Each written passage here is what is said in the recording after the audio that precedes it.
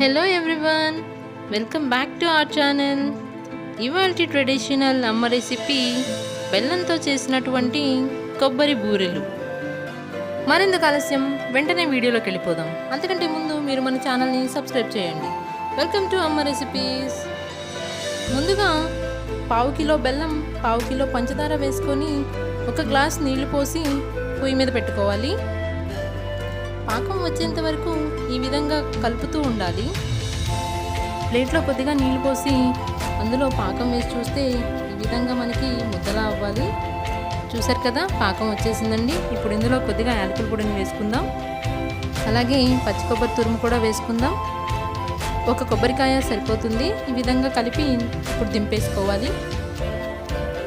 ఇప్పుడు ఇందులోనికి తడిపిండిని వేసుకుంటూ కలుపుకోవాలి. కేజీ బియ్యం రాత్రంతా నానబెట్టుకొని ఉదయాన్నే కడిగి తడి బియ్యం మెత్తగా పిండాడించుకోవాలి. వీడియోలో చూపించిన విధంగా పిండిని కొద్దిగా వేస్తూ కలుపుతూ ఉండాలి. చూసారు కదా, పిండిని వేసుకుంటూ ఈ విధంగా కలుపుతూ ఉండాలి.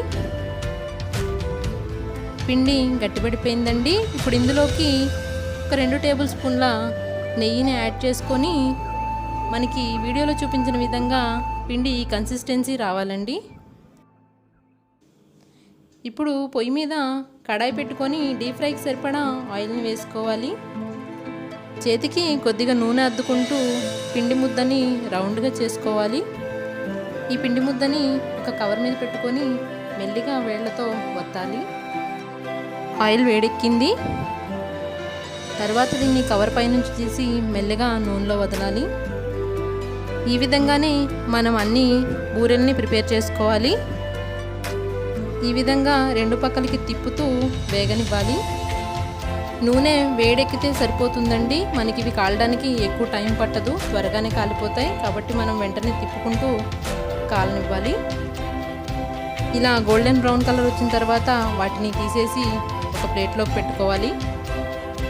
ఇలాగే అన్నింటినీ ఒకదాని తర్వాత ఒకటి వేసుకుంటూ అన్నింటినీ కూడా చక్కగా కాల్చుకోవాలి. అందరూ బూరెలు చేసుకోవడం చాలా కష్టం అనుకుంటారండి. చాలా సింపుల్గా ఉంది కదా, చాలా చక్కగా పొంగుతున్నాయి. చూసారా? బూరెలు నచ్చాయా? అయితే లైక్ చేసి మీ సపోర్ట్ని తెలియచేయండి, కమెంట్ చేయండి. అలాగే సబ్స్క్రైబ్ చేసి పక్కనే ఉన్న బెల్ ఐకాన్ని ప్రెస్ చేయండి. నేను పెట్టే వీడియో నోటిఫికేషన్స్ మీకు వెంటనే వస్తాయి. Thank you so much for watching.